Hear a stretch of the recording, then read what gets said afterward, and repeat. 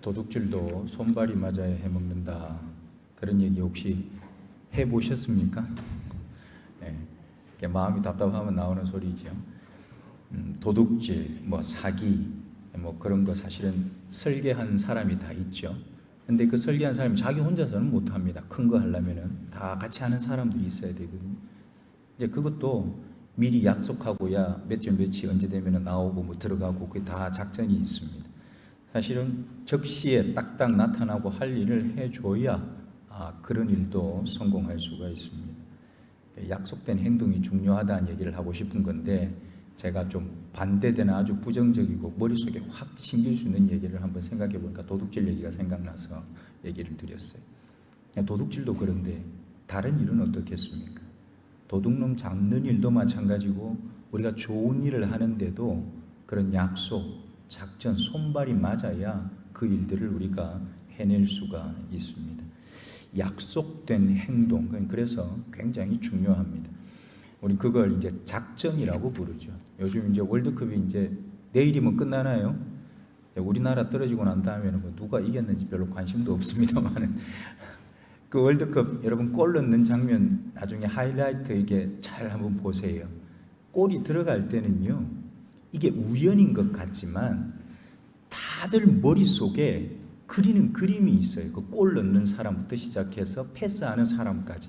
내가 찬 이 공을 연습할 때처럼 내가 찬 이 공을 저기 있는 저 앞에 있는 놈이 못 받으면 그 뒤에가 못 받으면 그 다음에가 누군가는 분명히 받을 거라고 그걸 차는 거예요.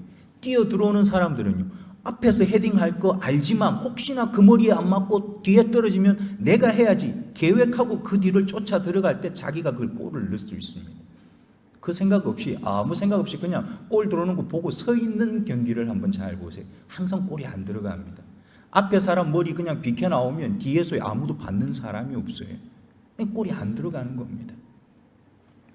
우리가 하는 운동 경기에서도 이 약속대로 작전을 효과적으로 수행할 수 있는 훈련을 하고 그 훈련을 계속 하다 보면요, 딱 그 상황은 아니라도 아주 감각적으로 나한테서 그때 되면 저절로 팔, 다리가 움직이는 그런 동물적인 감각이 발휘가 되는 겁니다. 약속을 했는데 약속을 기억을 못해요? 아니면 약속을 지금 열심히 하고 있는데 지금 하는 약속에 관심이 없어요. 내일에만 관심이 많아. 여러분, 그러면 그 사람과 함께 의논해서 한 약속이 이루어지겠습니까? 안 이루어지겠죠. 만약에 운동 경기에 감독이 있다면 감독은요, 그런 선수 첫 번째 한 번, 두 번째도 한 번, 왜 안 하냐 얘는? 세 번 하고 나면 아마 뺄 겁니다. 너 말고 딴 사람, 작전대로 할 사람은 누군가 아마 그 사람을 넣게 되겠죠. 하나님께서 우리 죄인들을 구원하기 위해서 약속하신 메시아를 보내주시겠다. 그 기다리는 때가 바로 이 대림절입니다. 이제 이번 주일이 지나고 일주일 뒤가 되면 우리 주님이 오신 성탄절이 되죠. 우리는 대림절 네 번째 주일에 우리 하나님의 때를 기다리면서 이 예배를 드리고 있습니다. 여러분, 이 예배는요, 하나님께서 하나님의 작전을 수행하기 위해서 저와 여러분에게 베풀어 주신 작전 타임 시간입니다. 이 예배를 잘 드림으로 하나님이 어떤 작전을, 어떤 약속을 내게 해주셨고 나는 어떻게 움직여야 되는가, 여러분 그걸 잘 알아차리고 사시기를 축복합니다. 오늘 본문 5절과 6절을 한 번 더 같이 읽겠습니다. 5절, 6절 두 절입니다. 여호와의 말씀이니라. 보라, 때가 이르리니 내가 다윗에게 한 의로운 가지를 일으킬 것이라. 그가 왕이 되어 지혜롭게 다스리며 세상에서 정의와 공의를 행할 것이며 그의 날에 유다는 구원을 받겠고 이스라엘은 평안히 살 것이며 그의 이름은 여호와 우리의 공이라 일컬음을 받으리라. 아멘. 여호와의 말씀이니라 성경에 읽다 보면 특별히 구약 성경에 선지서에 이런 표현이 많이 나옵니다. 여호와의 말씀이니라 이렇게 얘기할 때는 하나님께서 우리에게 약속하신다라는 의미가 담겨 있습니다. 구약 성경에서 하나님을 여호와라고 부르는 장면들이 많이 나오죠. 특히 오늘 본문에는 그 장면이 또 특히나 많이 나옵니다. 여호와라고 하는 그 이름을 처음 불렀을 때가 언젠가 하면 출애굽기입니다.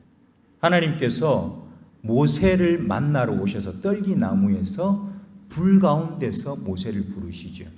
모세에게 하나님의 이름을 가르쳐 주는데 나는 스스로 있는 자라 그렇게 말씀하시면서 여호와라 그렇게 알려주셨습니다. 이스라엘 백성들은요, 이 여호와라고 하는 거룩한 이름을 함부로 부를 수가 없어서 다르게 불렀습니다. 어떻게 불렀느냐? 주님, 우리말로 주님이라는 뜻, 아도나이 그렇게 불렀습니다. 그리고 그 여호와라는 이름을 함부로 부를 수가 없어서 엘로힘, 하나님이라고 그 하나님을 이름을 불렀습니다. 엘로힘이라고 하는 단어는요, 원래 엘이라고 하는 고대 근동 지역의 신이라고 하는 그 단어에다가 복수형이 되어서 우리가 신학적으로는 그걸 장음 복수다 그렇게 부릅니다. 다른 신들은 엘로힘이라고 부르지 않습니다. 그냥 엘이라고 부릅니다. 근데 하나님은 엘로힘이라고 부릅니다. 복수로 되어 있어요. 그래서 우리는 이제 그 신약 시대에 와서 예수 그리스도가 오신 이후에 삼위일체라고 하는 것을 그런 것에서로부터도 우리가 확인해 볼 수가 있는 대목입니다. 하나님이 여호와 자기 이름 가르쳐 주셨을 때에 나는 스스로 있는 자다 그렇게 말씀하셨다고 했잖아요. 여러분, 하나님은 스스로 계신 분입니다. 이 스스로 있다고 하는 것은 굉장한 말입니다. 오늘 여기 예배하러 오신 분 중에 스스로 계신 분이 있습니까? 아무도 없습니다. 여러분도 그렇지만 우리가 밖에 존재하는 우주도요. 우리가 저 우주 지구 밖을 떠나가면 사실 우리는 살지 못하지요. 그런 공간이 저 우주 공간도요. 스스로 있는 공간이 아니라는 겁니다. 하나님은 모든 것을 존재하게 만드는 절대적인 존재, 스스로 계시기 때문에 그걸 가능하게 하는 분이 바로 하나님이십니다. 그런 하나님께서 자기 백성인 이스라엘의 구원을 위해서 오늘 약속을 하시는 겁니다. 근데 이 구원의 약속이요, 나는 너무 하나님 말씀대로 잘 살았는데 착하게 의롭게 순종하며, 여러분 그래서 구원하러 오시겠다고 하는 게 아닙니다. 그게 아니라 사실은 전혀 억울한 누명이 쓴 것이 아니었는데도 불구하고, 오히려 벌을 받아 마땅한 백성이었는데도 불구하고 하나님은 그들을 구원하러 가시겠다고 약속하시는 겁니다. 하나님은 적어도 오늘 본문에서 그런 반역과 불순종의 역사가 이스라엘 안에서 일어나게 된 이유를 어디에서 찾으시는가 하면 목자들에게서 찾으십니다. 우리가 읽지는 않았는데 앞에 본문을 한번 보시기 바랍니다. 1절과 2절 같이 한번 더 보겠습니다. 23장 1절과 2절 두 절입니다. 여호와의 말씀이니라. 내 목장의 양떼를 멸하며 흩어지게 하는 목자에게 화 있으리라. 그러므로 이스라엘의 하나님 여호와께서 내 백성을 기르는 목자에게 이와 같이 말씀하시니라. 너희가 내 양떼를 흩으며 그것을 몰아내고 돌보지 아니하였도다. 보라, 내가 너희의 악행 때문에 너희에게 보응하리라. 여호와의 말씀이니라. 아멘. 하나님 보시기에 하나님이 이스라엘에 세웠던 목자들은 하나님의 목장에 있는 양떼를 돌보기는커녕 흩어버리고 돌보지도 않고 그냥 몰아내버리고 무관심하고 무책임하고 무신경하게 그렇게 그 양들을 바라보았습니다. 하나님은 무슨 강도질을 하고 도둑질을 하고 죽이고 살리고 그랬기 때문에 악행이라고 하지 않으십니다. 무관심하고 무책임하고 무신경한 그들을 보고 악행을 저지른 자들이다 그렇게 말씀하십니다. 그래서 하나님께서 그들을 벌하시고 새로운 목자들을 그 위에 세우겠다. 그게 하나님의 계획입니다. 본문 3절과 4절 보니까 이렇게 얘기를 하세요. 계속해서 2절 한 번 더 봅니다. 3절과 4절입니다. 내가 내 양떼에 남은 것을 그 몰려갔던 모든 지방에서 모아 다시 그 우리로 돌아오게 하리니 그들의 생육이 번성할 것이며 내가 그들을 기르는 목자들을 그들 위에 세우리니 그들이 다시는 두려워하거나 놀라거나 잃어버리지 아니하리라. 여호와의 말씀이니라. 아멘. 하나님께서 세우는 새로운 목자들을 통해서 하나님 양떼들이 있는 우리가 비었던 우리가 가득 차게 될 거라고 얘기하십니다. 끊임없이 그 양떼들로 인해서 그 다음 세대가 계속 생육하고 번성하게 될 것이라고 말씀하십니다. 맹수가 덮쳐올 수도 있고 질병이 엄습할 수도 있습니다. 그럼에도 불구하고 그런 일이 아무리 많이 반복해서 일어난다 할지라도 두려워하거나 불안해하거나 떨지 않을 거라고 얘기하십니다. 오히려 평안하고 담대할 것이고 도둑질 당한 염려와 걱정으로 사는 것이 아니라 하나님이 내 편에 계시는구나, 그 지켜주시겠다는 약속 때문에 평안과 담대함으로 살 것이라고 얘기하십니다. 근데 중요한 게 있습니다. 그런 일이 일어나기 전에 한 가지 먼저 일어나야 될 일이 있습니다. 그게 뭐냐? 그 목자들을 인도할 왕이 먼저 있어야 하겠다라는 얘기입니다. 오늘 본문 5절 이미 읽었던 본문 앞부분에 보면 이렇게 얘기했죠. 보라, 때가 이르리니 내가 다윗에게 한 의로운 가지를 일으킬 것이라. 여기에 나오는 때는요, 하나님의 약속이 이루어지는 때를 말합니다. 우리는 성경 속에 나오는 그 많은 때를 우리 스스로에게 적용하면서 하나님의 계획과 상관없는 내 소원이 이루어지는 때를 하나님의 때로 자꾸만 얘기하고 싶을 때가 많이 있습니다. 그런데 성경은 그렇게 얘기하지 않습니다.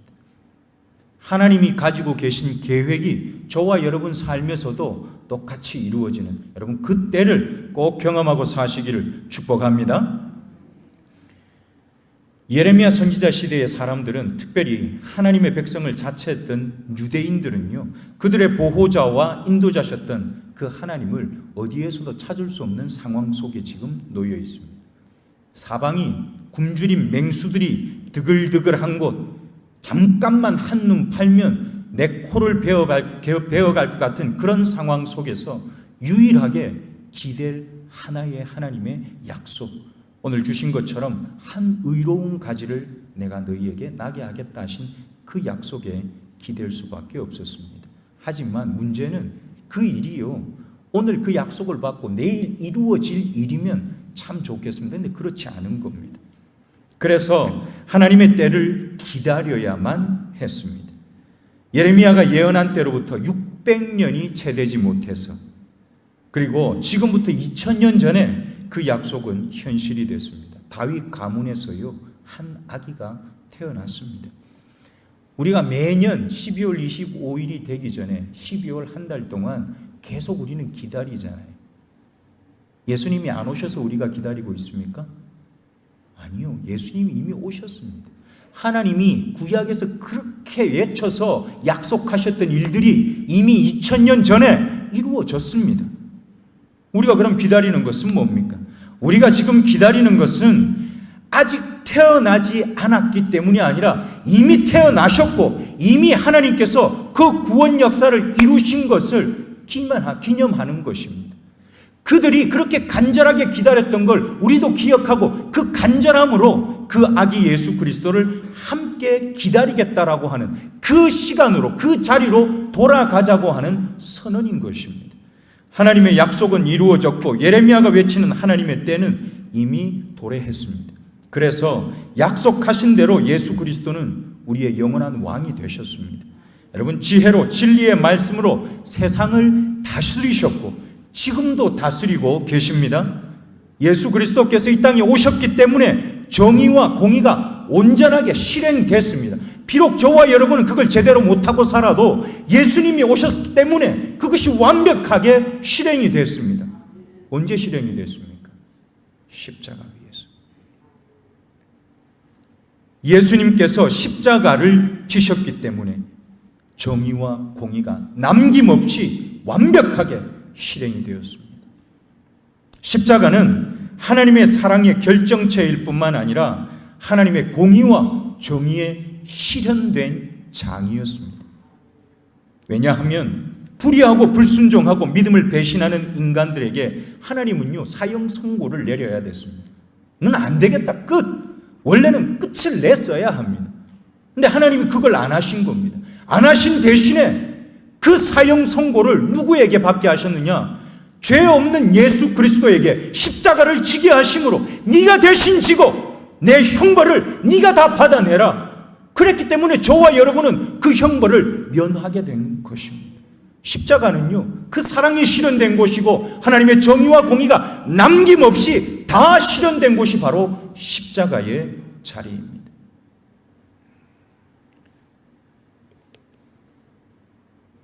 유다의 구원과 이스라엘의 평안이 여러분 그렇게 해서 완성이 됐습니다. 이거는요, 객관적인 사실입니다. 객관적인 사실은 뭐냐? 실제로 있었던 일이고 누가 나와서 야 그거 거짓말이야 가짜라 야고 말할 수 없는 역사적 사실이기 때문에 객관적 사실이라고 얘기하는 겁니다.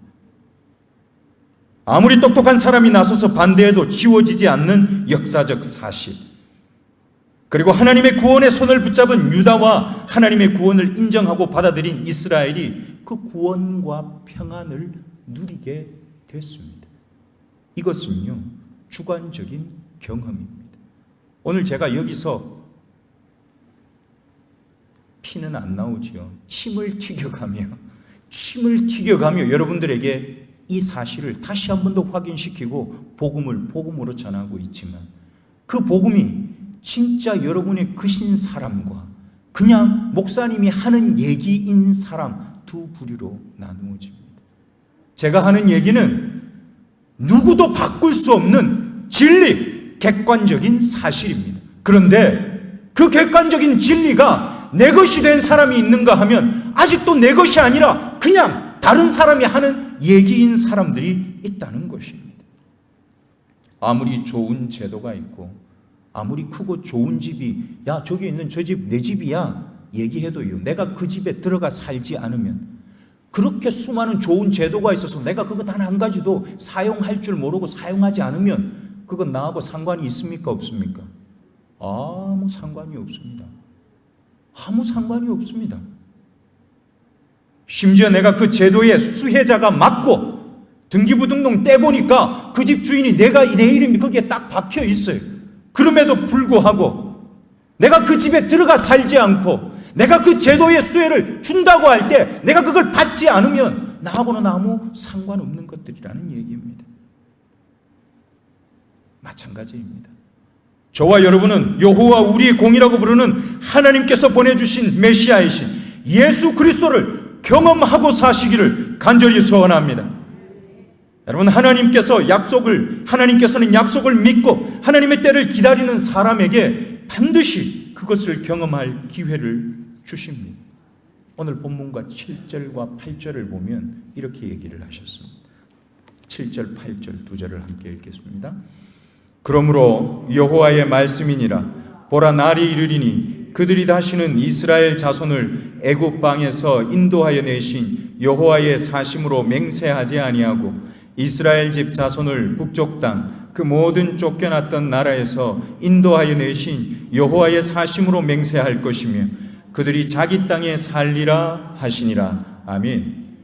7절 8절 얘기는 무슨 얘기인가 하면 하나님이 5절 6절에서 약속하신 것을 경험한 사람들이 하게 되는 고백입니다. 고백이 달라집니다. 그 이전까지 이스라엘의 백성들은요, 자기 조상들이 경험했던 애굽 땅에서 인도해 내셨다. 지금 그 얘기를 든 게 벌써 1000년도 훨씬 더 전의 이야기, 2000년이 다 돼가는 그 얘기를 들으면서 애굽 땅에서 우리를 인도하신 하나님이 지금도 우리와 함께 하신다, 이렇게 고백했지만 이제 앞으로는 너희들이 그렇게 고백하지 않을 거다.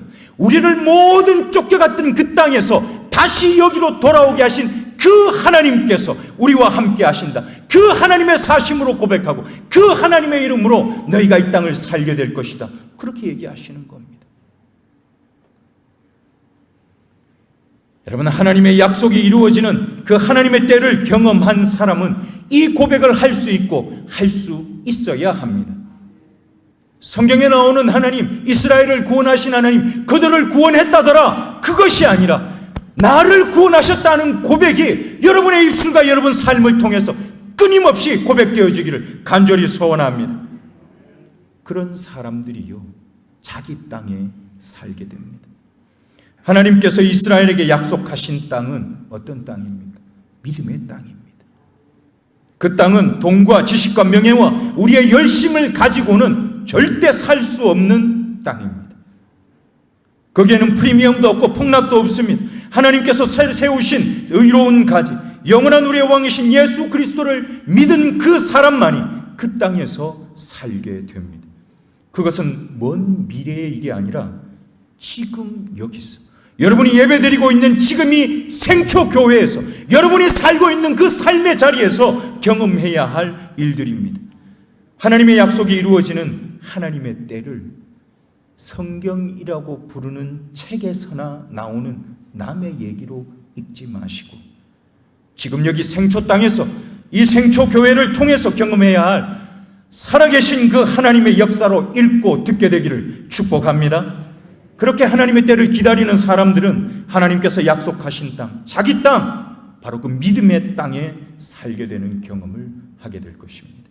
사랑하는 생초교회 성도 여러분, 우리 모두는 하나님의 때를 기다리는 사람으로 사시기를 축복합니다. 아직 오지 않았기 때문이 아닙니다. 아직 오지 않았기 때문이 아닙니다.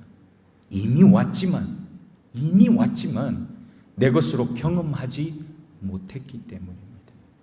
어떤 분들에게는 이미 경험했지만 내 스스로에게 부족하기 때문에 그렇습니다. 어떤 분들은 엉성해서 완성되지 못했기 때문에 매일 새롭게 경험하셔야 되는 겁니다. 여러분, 스스로 중도 탈락한 사람처럼 절망하고 낙심하고 여러분 포기하고 있기 때문에 그렇습니다. 다시 신발끈을 조아매고 허리띠를 단단히 점검하시고 하나님의 때를 기다리는 자리, 하나님의 때를 기다리는 자리는 어떤 자리입니까? 바로 예배하는 자리입니다. 하나님의 때를 기다리는 자리는 어떤 자리입니까? 기도하는 자리입니다. 하나님의 때를 기다리는 자리는 어떤 자리입니까? 섬기고 헌신하는 자리입니다. 여러분, 그 자리로 나가시기를 축복합니다. 우리의 손바닥을 마주치기 위해서 하나님께서요, 우리 얼굴을 바라보시고 언제 와서 내 손바닥 마주치나 하나님께서 기다리고 계십니다. 우리를 기다리시는 그 하나님 앞에 하이파이브 해주시려고, 나하고 손바닥 마주치시고 그래 가자 그거 하시려고 기다리시는 우리 하나님을 나의 하나님으로 경험하는 우리 생초교회 온 성도들이 되시기를 축복합니다. 기도하겠습니다.